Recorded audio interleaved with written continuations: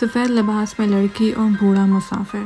ایک بوڑھا آدمی گاڑی چلا رہا تھا جب اس نے ایک سفید لباس اور کڑھائی والے سویٹر میں ایک لڑکی کو سڑک کے کنارے کھڑے دیکھا۔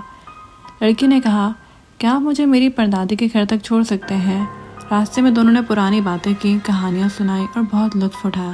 گھر پہنچ کر لڑکی نے شکریہ ادا کیا اور اندر چلی گئی۔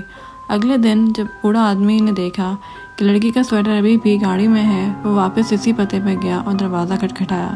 اندر سے ایک بوڑھی خاتون باہر آئی۔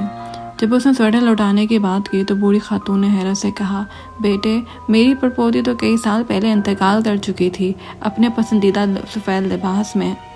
بوڑھا آدمی دم بخود رہ گیا۔